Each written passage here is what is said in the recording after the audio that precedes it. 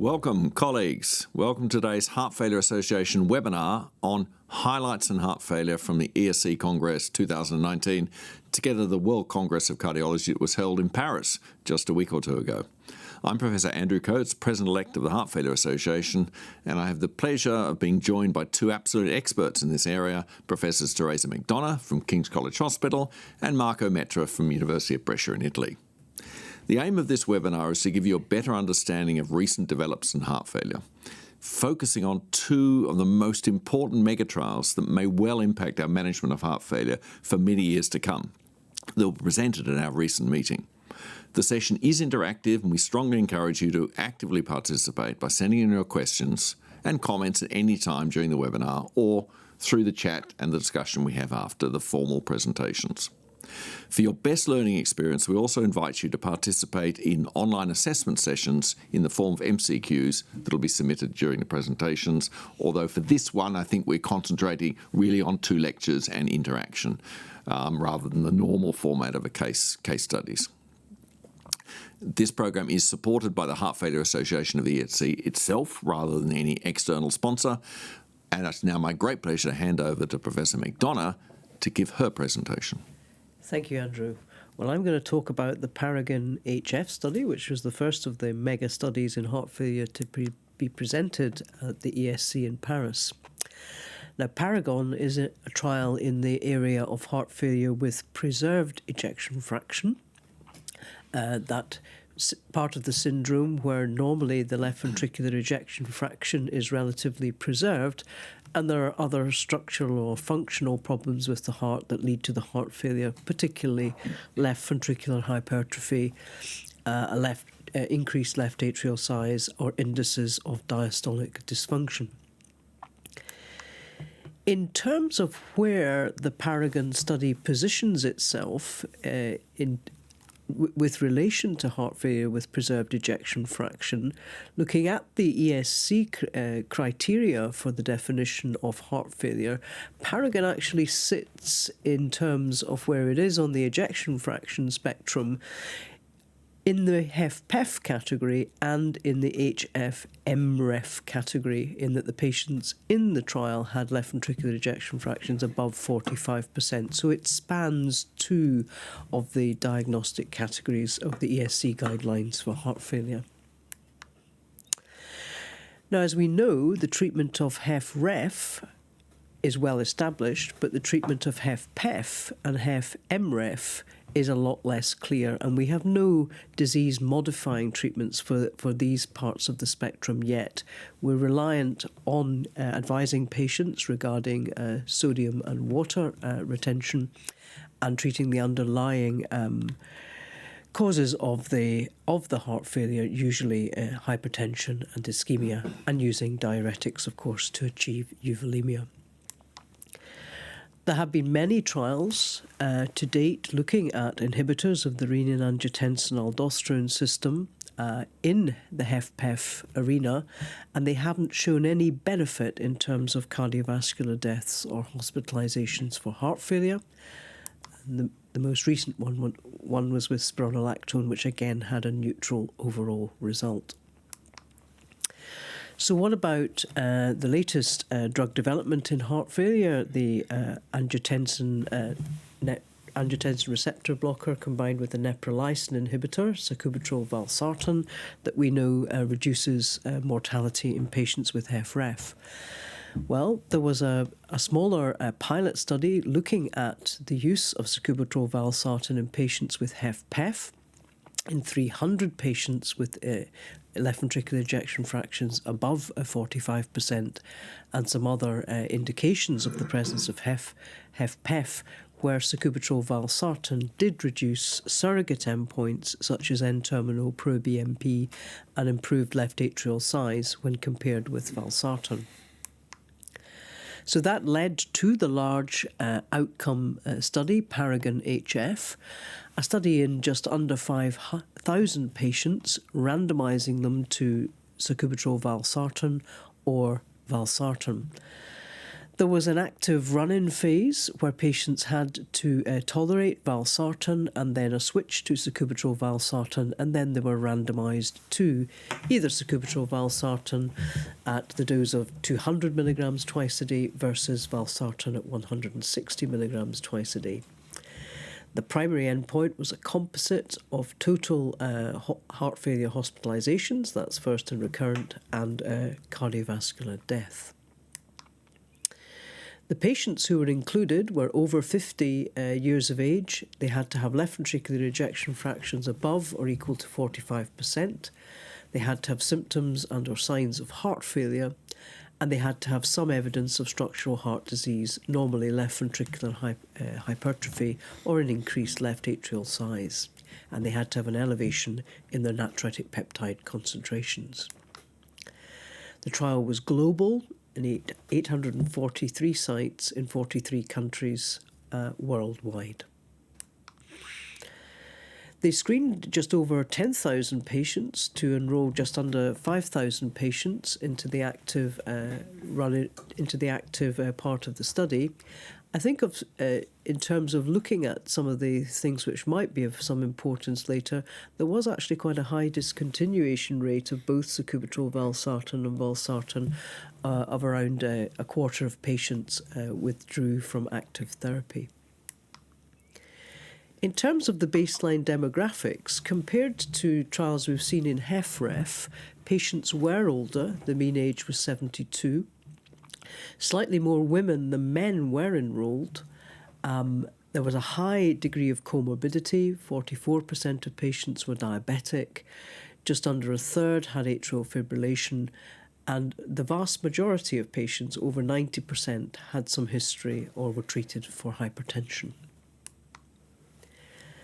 So to the primary endpoint, there was a 13% reduction in the composite endpoint of cardiovascular deaths and total heart failure hospitalizations, but that did not reach statistical significance. In terms of breaking up the composite endpoint, there was no change in cardiovascular deaths, and you can see a 15% reduction in heart failure hospitalizations that again did not quite reach statistical significance. In terms of the secondary endpoints, patients assigned to sacubitril valsartan did seem to have an improvement in their NYHA functional class, and there was an improvement in their quality of life indices. Less patients assigned to sacubitril valsartan had worsening renal function during the trial. There was no overall difference in all-cause mortality between the two arms. If we look at adverse events, two things really strike us. One is that hypotension was more frequent in those assigned to sacubitril valsartan. However, worsening renal function and hyperkalemia were less common in those who were assigned to sacubitril valsartan. Now, the trial obviously was negative in terms of reaching its primary endpoint, so we have to be careful looking at subgroup analysis. But when we look into the pre-specified subgroup analysis, really two groups jump out. One is that females seem to respond significantly better to sacubitril valsartan compared to valsartan, and those who had left ventricular ejection fractions below the median of 57 also seem to have a significant benefit from sacubitril valsartan over valsartan.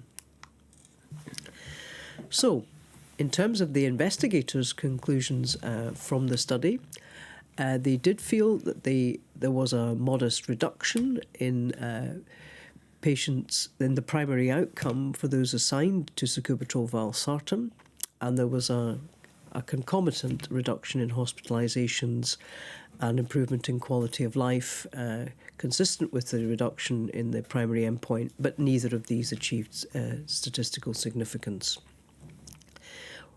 There may be a number of reasons for that.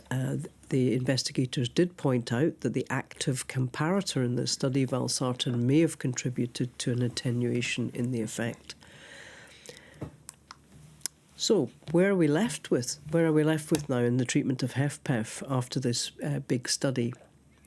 Well, I think in looking at HFpEF, this study underscores the heterogeneity that's inherent in that diagnosis, and different phenotypes, of course, of HFpEF may have different therapies. I think this study perhaps tells us more about heart failure with mid-range ejection fraction, or HF-MREF, than it does about HFpEF. And arguably it tells us more about the treatment of HFrEF in the future. It's consistent with other trials of inhibition of the renin-angiotensin-aldosterone system that have been looked at with a number of agents. If we look in the CHARM study, you can see that candesartan, if you look at those with left ventricular ejection fractions between 40 and 50%, also did seem to reduce cardiovascular deaths and hospitalizations. Similarly, if you look at the TopCat trial, spironolactone did also seem to be effective at reducing cardiovascular deaths or hospitalizations for heart failure in those with ejection fractions up to 50%. And similarly, if we look in meta-analyses of the beta blocker trials, once again, they seem to be effective in patients whose left ventricular ejection fractions are less than 50%. So arguably, this trial, I think, tells us more than we knew before about the treatment of HFrEF, and it tells us an awful lot more about what HF-MREF really is. In other words, it's mild systolic dysfunction. Thank you. Thank you, Teresa. That's given us an excellent start. Now, for this particular webinar, we're not discussing each paper individually now. We'll rather hear the second of the major trials that came out of this meeting and then have a panel discussion with questions in the audience around both, because I think they both are very important trials. Marco, you're going to tell us now about anti-diabetic treatment in heart failure, particularly Depo HF, which, as you'll remember, caused a spontaneous round of applause mid-presentation in Paris. I've never come across that before. Marco. No, you're right, Andrew. This was a unique situation, also to my knowledge, and I've been very honored to be discussant of this trial, but I will base myself mainly on the slides presented by John McMurray, who was the PI of the study. This is the composition of the executive committee and the other committees of the trial. The trial results are not published in print yet, but I think that the data are more than exhaustive.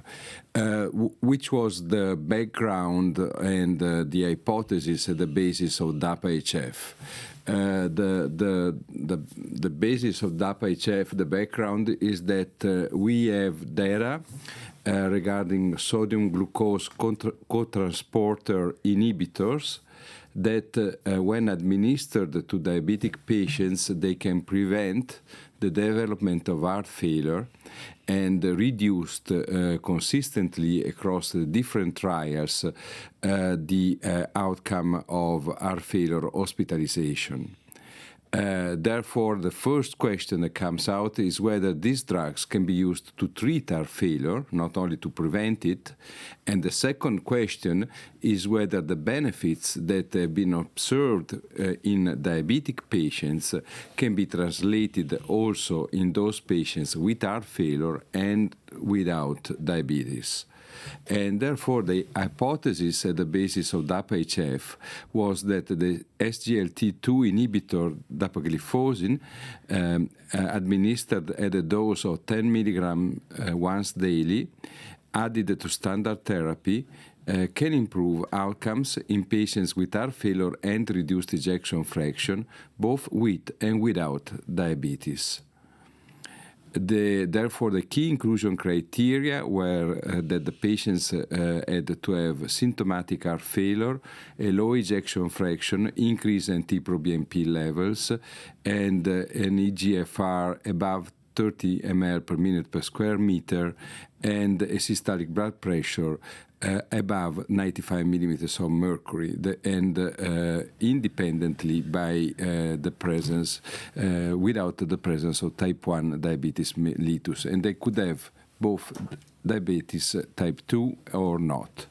The primary endpoint was a composite, as usual, including cardiovascular death and a worsening heart failure event, which included both heart failure hospitalizations and urgent heart failure visits requiring intravenous treatment, because in many cases these are used instead of the hospitalization, but the clinical significance and the prognostic significance we know is the same. This is the design of the trial, very simple. 4,700 patients were randomized to placebo or dapagliflozin on top of standard therapy and with the primary outcome. The trial was, as the previous one presented by Teresa, was multinational and multicentric, including America, Western and Central and Eastern Europe, and the Asia-Pacific area. These are the key baseline characteristics of the study group, very similar to those of many trials in patients with FREF. Two-thirds of the patients were males. We have two-thirds of the patients in New York Heart Class Functional 2, and the others Class 3 and 4. Mean ejection fraction 31%. Increased NT-proBNP levels, a mean systolic blood pressure of 122 at baseline. You see that the patients were treated according to current guidelines and to evidence-based treatment. 93% of the patients were on diuretics, so this shows they were symptomatic. 94% of the patients were on ACE inhibitor or ARB or an ARNI. 96% of the patients were on beta blockers, and more than usual, 71% of the patients were on a mineralocorticoid antagonist. So the primary outcome of the study at this time, at the time of the presentation of this slide, we had the applause of the people attending at the Congress, and this testifies, the importance of the results, the relief that we all could be touched when such a result is presented with a new medical treatment for the patients with heart failure. Dapagliflozin administration caused a 26% reduction in the primary composite outcome of cardiovascular death or heart failure events. This was highly significant. Treatment of 21 patients was associated with a sparing of one life from a major event. These are the other components of the primary outcome considered alone. You see that the worsening heart failure events were reduced by 30%, and another aspect very important is that the Kaplan-Meier curves start to diverge very early during the course of the trial. Already in the first month, you see that patients on dapagliflozin were at a lower rate of heart failure events. Cardiovascular deaths alone was also significantly reduced by dapagliflozin by 18%, and this was significant. Subgroup analysis actually showed overall similar results with a lack of interactions. We may notice here that the patients in New York Heart Functional Class 2 had a larger effect with dapagliflozin compared with placebo and compared to the patients in Class 3 or 4. However, other measurements of heart failure severity, like ejection fraction or NT-proBNP levels, failed to show any interaction with the effect of drug treatment, and the events rate was high also in the patients in New York Heart Class 2, and therefore, I mean, this subgroup analysis is to be taken with limitations. However, the most important result from subgroup analysis, and actually the one which was most eagerly waited, was the interaction with diabetes, and the trial failed to show any interaction with diabetes. Therefore, we are dealing with a drug which is a drug for the treatment of heart failure, independently whether the patient has diabetes or not. Similar results in diabetic and non-diabetic patients. Another post-hoc analysis regarded the patients on Entresto, which is the last new drug shown to be effective in the patients with heart failure. They were a minority. However, also in this case, there is no interaction, and therefore the benefit of dapagliflozin is similar also in the patients on sacubitril/valsartan. Other secondary outcomes of interest include, for example, the number of hospitalizations. You know that this analysis takes into account recurrent hospitalizations, whereas the traditional Kaplan-Meier curves only consider the time to the first event. And also in this case, there is a highly significant result with a 25% reduction in the total number of heart failure hospitalization or cardiovascular deaths in these patients. Another very important analysis is quality of life, and this also in this time, also with this drug, we have a drug that not only reduces heart failure related events, not only reduces mortality, but also improves quality of life in a very high significant level. And also the patients who experienced a marked improvement, and also with respect of renal function, we know that gliflozins are associated with an improvement in renal function. Here, the number of patients who had the renal function endpoint, which was very hard, 50% reduction in glomerular filtration rate or end-stage renal disease or death. Also, this renal endpoint was reduced by treatment with dapagliflozin, although because of the low number of events, this did not reach statistical significance.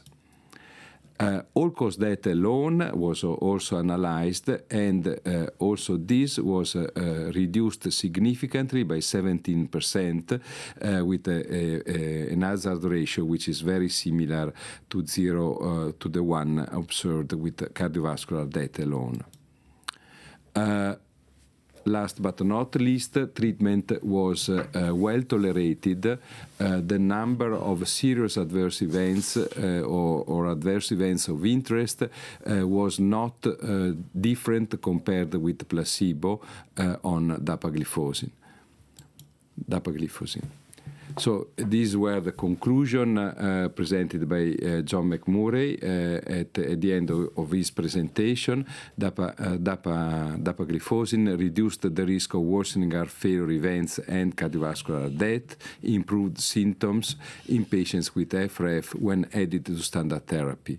The relative and absolute risk reductions were substantial, clinically important, and consistent across different subgroups, including patients without diabetes. The drug was well tolerated, and the rate of treatment discontinuations was low, and therefore we are facing a new approach for the treatment of heart failure. Of course, there remain questions which are likely to be answered in the next years. Will the effects be translated also to different heart failure phenotypes, like those of the patients with preserved ejection fraction? Will the effects be confirmed with other agents, as we may foresee that there are other agents with similar mechanism of action? And actually, we have many many ongoing trials with dapagliflozin, but also empagliflozin and other gliflozins in patients with heart failure, either with reduced ejection fraction or preserved ejection fraction, including a huge number of patients. But however, this was my last conclusion as a discussant. I took my time to show and point in a chronological order which were the major successful trials in the patients with heart failure. And if we consider those with medical treatment, until now we have had only drugs acting on neurohormonal mechanisms, whether the renin-angiotensin system activation, sympathetic activation, aldosterone secretion, or and lastly natriuretic peptides. Then we had just ivabradine acting on heart rate as an independent mechanism of action, and then we had devices and surgical treatment. With the Depo HF, we have the first trial showing that a drug acting on mechanisms which are likely independent from those of neurohormonal activation may be effective, is effective in the treatment of the patients with heart failure. And therefore this opens completely new pathways for our treatment of our patients and our research. My last slide regards what we can do now. We know that the dapagliflozin has to undergo all the approval by regulatory authorities and be on the market just for the treatment of heart failure, independently of diabetes. But on the other hand, we are dealing already with diabetic patients, and we know this is taken by the diabetes guidelines presented also in this case at the last ESC Congress. We know that there are diabetic patients at high or very high risk of cardiovascular disease, and in these patients, without taking care of glycated hemoglobin, before taking care of glycated hemoglobin, which is at the second step, we have first of all to add an SGLT2 inhibitor or a GLP-1 agonist, depending whether the patient is more at risk of heart failure or of ischemic events, independently of glycated hemoglobin as a first choice therapy before metformin and other drugs. And so this can be started now in our clinical practice. Thank you. Thank you very much, Marco. And they're two fantastic presentations of two really important trials. These trials have only just been presented. One of them isn't yet published in paper form, so there's still a huge amount for us to do. But could I get both of you perhaps to reflect on what these two trials together telling us about heart failure?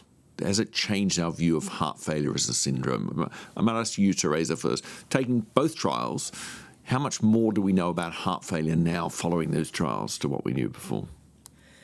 I think we know more about perhaps the definition of heart failure before we started, in that we've really concentrated before on a small subgroup of patients with heart failure with this ejection fraction below 40%. We've now got information that takes us up to 50% and maybe beyond for the sacubitril valsartan, and then looking at that, the other drugs which have previously been tried seem to do the same there. And now we are looking at a real, almost a shifting paradigm of a drug which has been developed for diabetes, seems to work out in whether patients have diabetes or not in heart failure.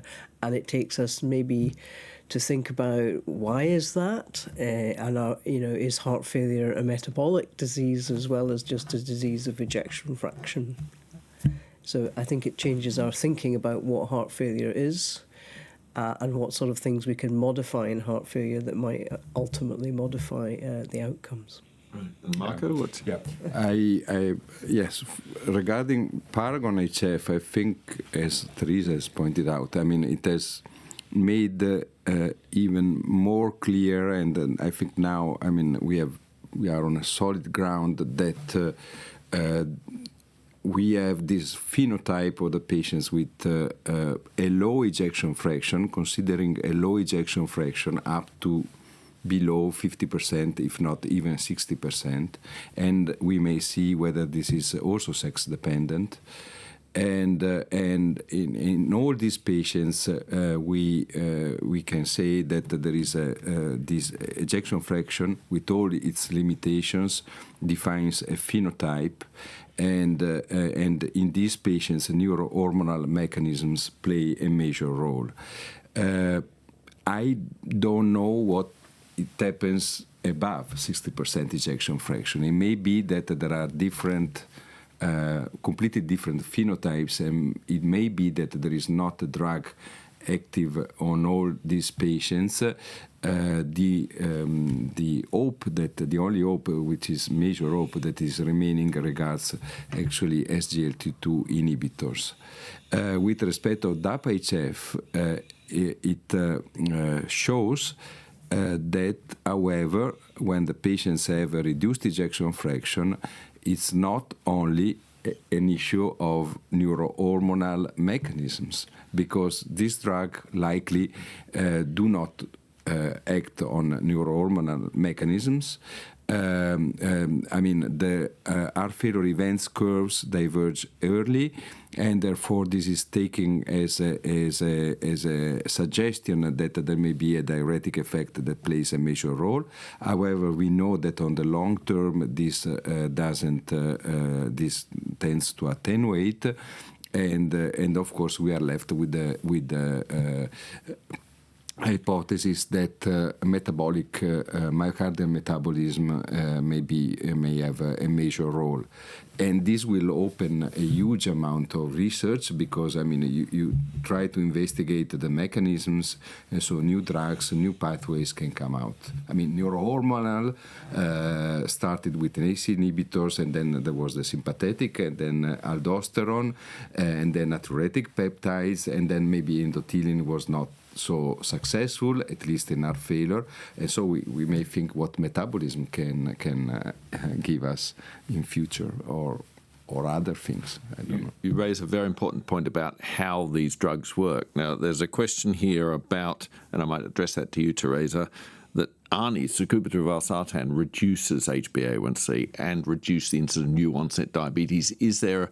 a sort of overlap in the effects between these two agents we're concentrating on? Well, there could be, of course, but I mean that data was shown from the Paradigm study in HFrEF. We haven't seen yet in Paragon whether there will be a reduction in incident diabetes in that study. That hasn't yet been published. But I think it would be difficult to say that the only effect of the ARNI would be on metabolic issues and the prevention of diabetes. You have in addition, to some extent, complete blockade of the renin-angiotensin-aldosterone system with the angiotensin receptor blocker, plus the augmentation of the natriuretic peptides. So you've got neurohormonal blockade, you've got natriuresis, you've got the effects of the natriuretic peptides in terms of, again, offsetting the renin-angiotensin-aldosterone system, reducing fibrosis, as well as perhaps reduction in subsequent diabetes, which we know, of course, is a terrible arbiter of prognosis in heart failure of any description. It increases mortality always. So, but it's an interesting thought. Yeah. Now, you've both been heavily involved in designing these trials, and I sense that we were thinking that perhaps we'd reduce mortality as far as we could in heart failure. We'd added so many things, ACE inhibitors, beta blockers, then ARNIs came along, as well as devices. And yet now we've got Depo HF for further reducing it. From that construct, Marco, is Depo just doing the same as sacubitril valsartan's doing, and that you can't add together? Yeah. I mean, the data are on a small subgroup, but there is no reason to think that the two drugs would not be additive. And actually, I mean, there was a similar effect in the patients on sacubitril/valsartan compared to those on other ACE inhibitors or sartans. And therefore, I mean, the two drugs are both indicated in patients with heart failure. Of course, we are facing a perspective of 4 drugs in all patients with HF. Sacubitril/valsartan, an aldosterone antagonist, a beta blocker, and the glyphosins and dapagliflozin. But this is the reality, and it must also be pointed out that these patients, despite all medical treatment, still had a high rate of major cardiovascular events. Therefore, despite all the successful treatments that have been identified in patients with HF, the condition is still lethal, highly lethal, and there is room for improvement. So, and we might get away with removing diuretics. Yes, that's which might be the offset. I noticed the observation that the effect was bigger in class 2, but it was bigger in lower ejection fraction. Yeah. Could it be that patients who are not on as much diuretic get more relative benefit? Because this is partially a diuretic agent. And that if you've already got massive amounts of loop diuretics, maybe you don't get as much from SGLT2 inhibitors. Yeah, maybe. Yeah, sure. Could I ask you, Teresa, we've thought about neurohormonal antagonists as anti-catecholamines, anti-angiotensin II, anti-aldosterone, and sacubitril/valsartan told us to look at the vasoactive peptides. This is neurohormonal activity. Insulin's a hormone. Maybe what these agents are doing is preventing reflex hyperinsulinemia after each episode, each meal. It's possible, yeah, and we know that insulin is a powerful sodium-retaining hormone, and it's associated with, if you look at the evidence in heart failure, although it's not randomised evidence, is associated with a poorer outcome. So we could be seeing an anti-insulin effect, sure, as well. But also we could be thinking about, perhaps more about the metabolic substrate being used in the heart, whether that is moving from glucose to free fatty acids, which is a more efficient way of doing it, as well as other things. We know that the glyphosins improve endothelial function, they're anti-inflammatory, they lower blood pressure. There are many potential mechanisms, and it's only to some extent when you've got a drug that works that you can actually now go back and look at the potential mechanisms, I think, in more detail. Yeah. On the other hand, neprilysin catalyzes the degradation of incretins, so the pathway which is potentiated by sacubitril/valsartan is more those of GLP-1, which, I mean, according to the trials, is more related with atherosclerotic disease and ischemic events. Anyway, I mean, as editor of the European Journal of Heart Failure, I may say that we are publishing an analysis. Of course, these are retrospective analyses. There has been one in HF, and now there is one in HPF, that insulin treatment is associated with the poorer outcomes in patients with heart failure. Of course, diabetologists get a little bit crazy when with these results, as they tend to defend the insulin, but there may be some hypothesis that insulin is really, I mean, has a not favorable effects in patients with heart failure overall. So, I mean, all these alternatives first are linked to reduction in cardiovascular outcomes, and on the other hand, maybe that the traditional drugs are not that effective for the progression of heart failure. Yeah. Now, both these two major advances, recent advance in heart failure, sacubitril/valsartan and the SGLT2 inhibitors, are actually diuretic agents. Mm-hmm. What does it make us think about how we manage loop diuretic dose when you're starting either of these two agents? Do you carry on with the same dose, or do you reduce it up front? And you have to monitor the patients closely, and that's the other thing about being in a clinical trial as opposed to in real life practice. It's a bit like our experience with CRT.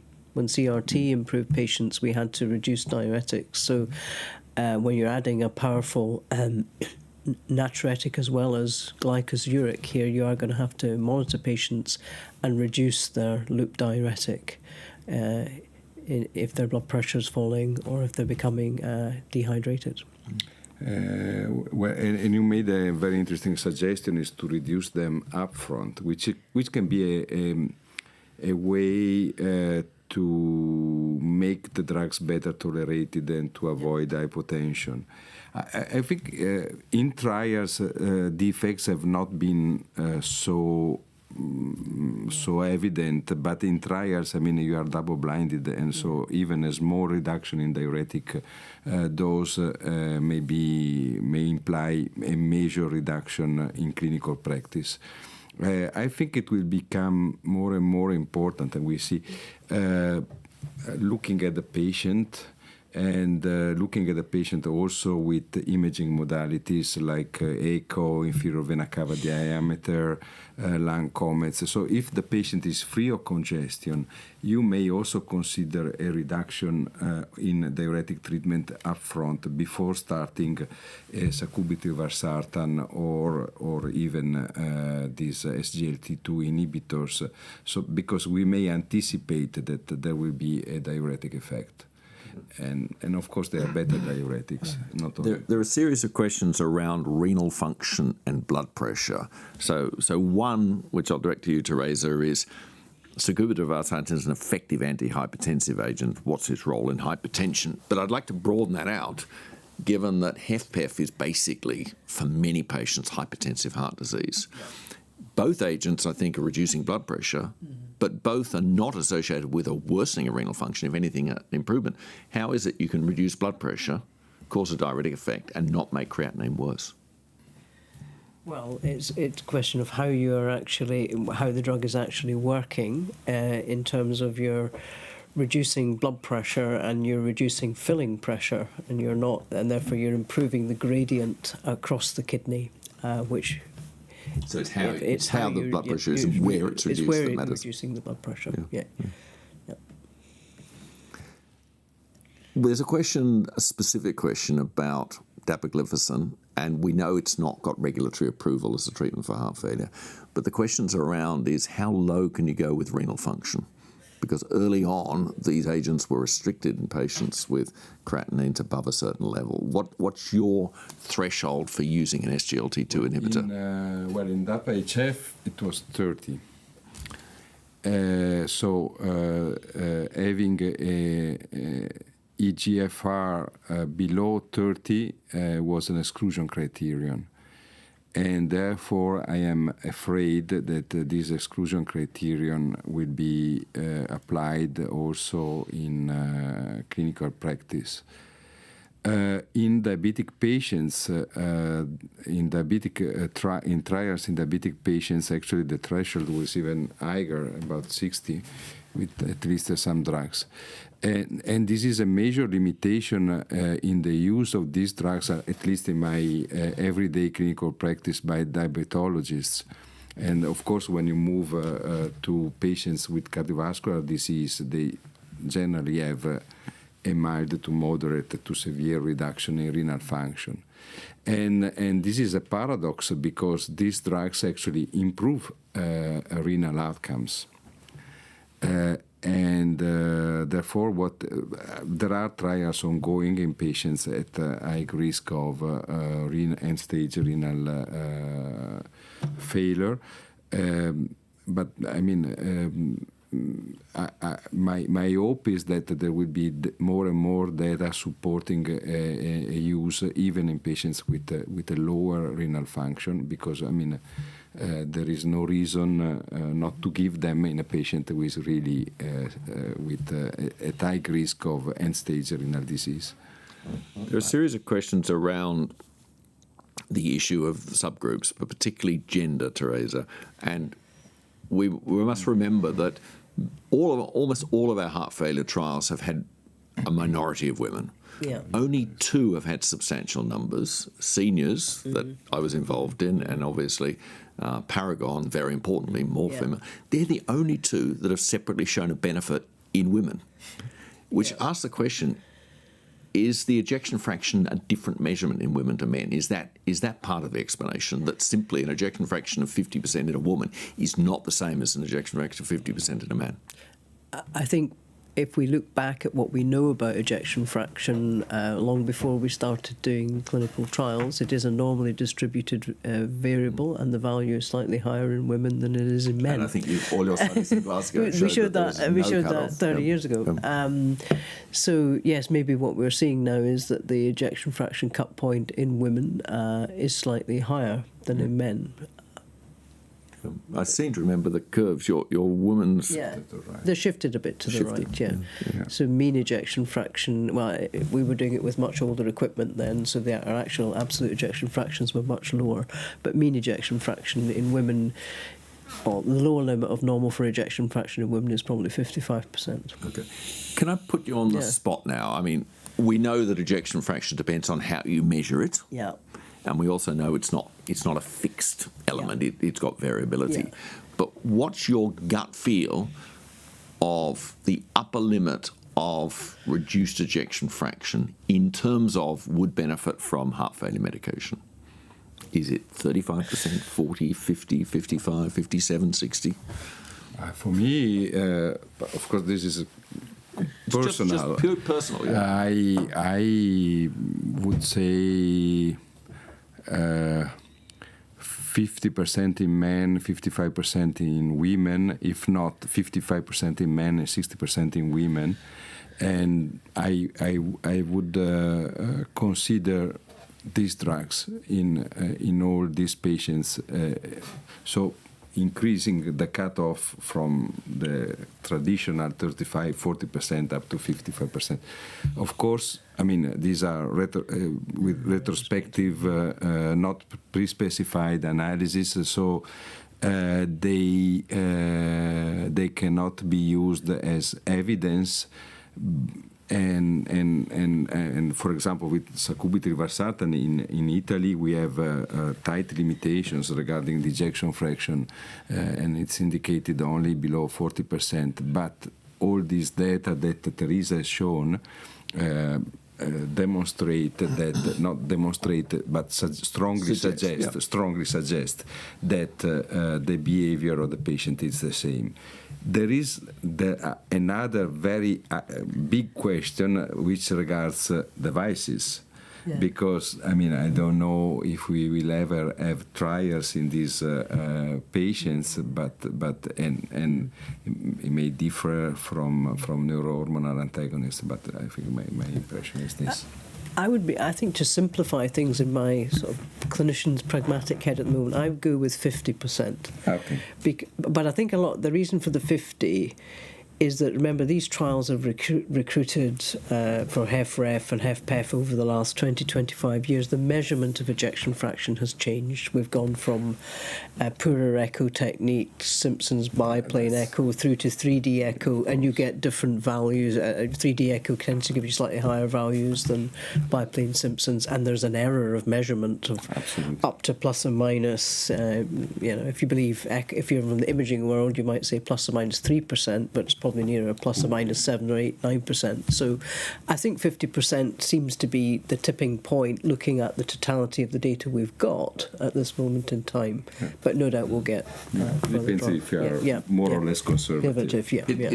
It's amazing. Sometimes you see something for the first time. This is about the 6th time I've seen that Paragon present. It's the first time I've noticed that they excluded patients who'd ever had an EF below 40%. Yes. So you're not getting the so-called recovered EF. Do you think that's an important group to have excluded from Paragon? Do we treat a recovered ejection fraction differently to something that's never been low in the past? We don't at the moment. I would say the only change we now know about recovered ejection fraction from the recent study from Sanjay Prasad's group at the Brompton was that we don't stop medications now in patients who recover because there is there's some evidence that if you stop it there will be harm. But I think that excluding that group of recovered is probably quite important because they already have had a hit on their ventricle. It's probably a good thing. It's probably a good thing to But I guess it's a long-winded way of saying that ejection fraction of 55% isn't all the story. It's where it's been in the past that matters as well. They might have started at 70%. Or they may have started at 25% and got better. There are a series of questions about atrial fibrillation. And I can't remember the details, but do you think that has an impact either on the ejection fraction or on the response to either of these two new drugs? The easier question is the ejection fraction. Yes, it does, because atrial fibrillation reduces ejection fraction and it makes the measurement more uncertain. Yes. And you really should be averaging 10 beats in atrial fibrillation to get an accurate ejection fraction. So if you happen to be during a fast phase, you might get a different value to a slow phase. Absolutely, yeah. And Marco's going back. I was, I'm going back to the subgroup analysis. It was pre-specified atrial fibrillation, and there was no interaction at all with respect to the response to dapagliflozin compared to the line if it was. But yes, it crosses the line, but likely because it's because of the number of patients, it is larger. I would say that there is no reason to think that atrial fibrillation has a major impact, except that of course it complicates things because you have because also it may be a major cause of symptoms and the low ejection fraction. I think it's always a problem when because sometimes, above all with acute heart failure, I mean you sometimes really don't know whether it is atrial fibrillation, above all when it's new onset, or it is heart failure and cardiac dysfunction. Yes. But in chronic situations, it's less. Now, there are questions about diabetes, non-diabetes. We saw the same hazard ratio, but the non-diabetes group included some with pre-diabetes. How many was that, and do you think that that's driving things? I don't think so because of the number of patients, but it will be surely analyzed, I guess, because but I don't think. But I suppose a surrogate for pre-diabetes would be obesity, and there doesn't seem to be an interaction with obesity. Looking at the subgroup analysis. It seems to work whether you're above or below 30, but it might be, completely. Now, Teresa, there's a question here, and I'm not sure quite what the question is getting at, but I'll float it up to you. Where do you see ARNI treatment of heart failure going in the next 2 years? And I guess it's saying what the impact of Paragon's likely to be in clinical practice. Is it just a totally neutral trial, or is there good clinical information we can derive from it? I think looking at the results of the trial, and particularly the subgroup analysis of the ejection fraction below 57, I think for ARNI there's going to be indication creep from less than or equal to 40% up to around 50% in terms of when we're thinking about using sacubitril valsartan, or I suppose switching patients from ramipril or other ARBs to sacubitril valsartan. I think that might be the main indication creep that we'll see. And as far as you know, is there going to be other studies in patients with hypertension? Because also this, or post-MI. Post-MI, yes, there is Paradise. But hypertension, I'm not sure. I don't think that the manufacturers are wanting to present this as an antihypertensive agent because there are so many other alternatives that are probably less expensive. But you may have a patient with high blood pressure, ejection fraction 50%. On an ACE inhibitor, and you would switch. Yeah. Now, could I throw a question to both of you, and that's around Depo HF. I think we all accept this is. I think you use the word paradigm shift. It's the first non-conventional neurohormonal blocker, the first major new treatment group, totally of a different approach for 30 years. Mm-hmm. We're all excited as heart failure doctors, but the broader community, even general cardiologists, let alone general physicians, are looking at this as an anti-diabetic drug. Yeah. How are they going to adapt to using it as a heart failure drug, ignoring the fact that they've thought of it as a drug they've got to monitor HbA1c and glucose? Well, I think it's going to be difficult to begin with, but I think there are two other groups of evidence that we need to think about. First of all, we're going to get used to using these trials in patients who are diabetic with cardiovascular disease other than heart failure, because now there's a class effect with 3 drugs showing that they reduce heart failure events.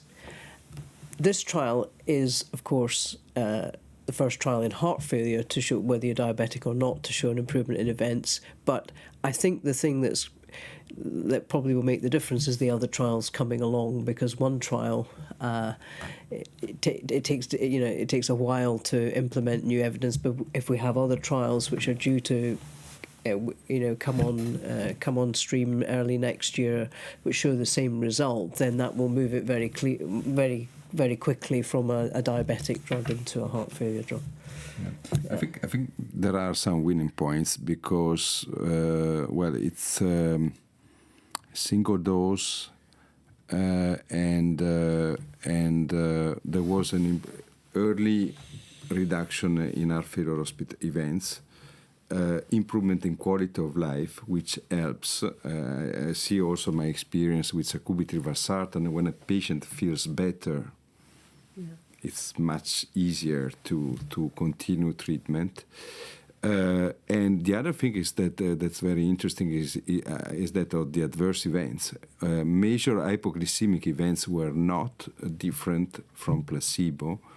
In these patients, diabetic ketoacidosis 0.1% versus 0%. So I mean, it's really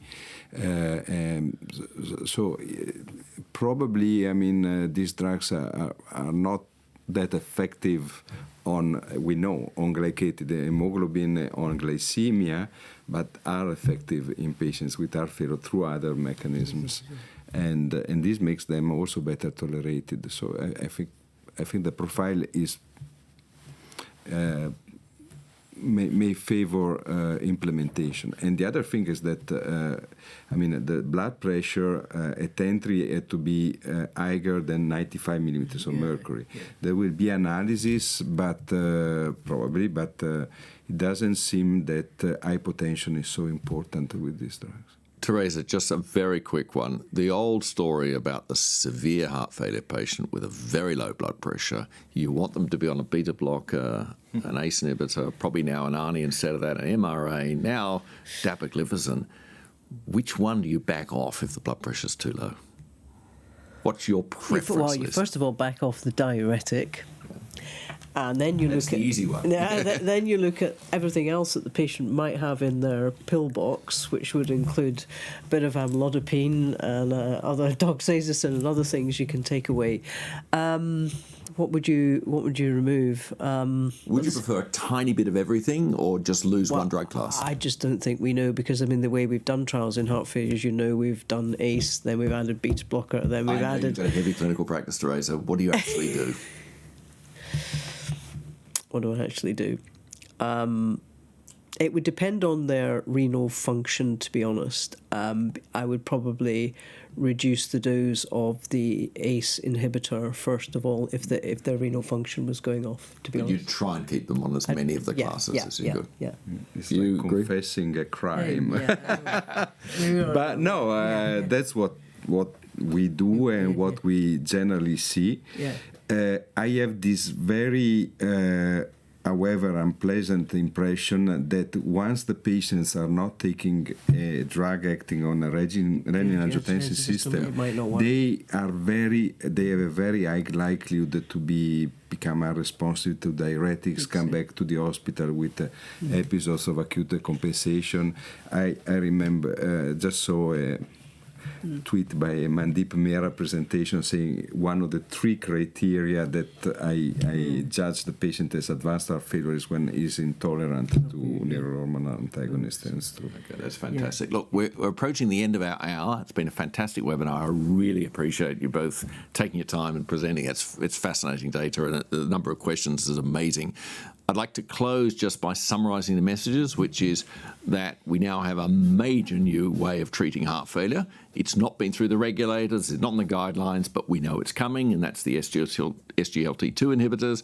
Initially DAPA, but we heard other trials. We've got much more information about sacubitril valsartan, which was the latest best treatment until DAPA came along. It's still important. It failed the HFpEF test, but as so many other drugs have, but it's probably reassuring us that HFrEF efficacy is there. You could argue it's the second positive HFrEF trial. It's just HFrEF is slightly different to what we thought. And that we're going to have to learn how to implement completely new ways of treating and change doctors' paradigms about what is a heart failure drug and what's a diabetic drug. Here we have a drug that's probably more efficacious as a heart failure drug than it ever was as a diabetic drug, because its hypoglycemic effect's relatively modest. Thank you very much to both Professor McDonough and Metra for fantastic presentations, and the audience for discussions and questions around these 2 groundbreaking trials.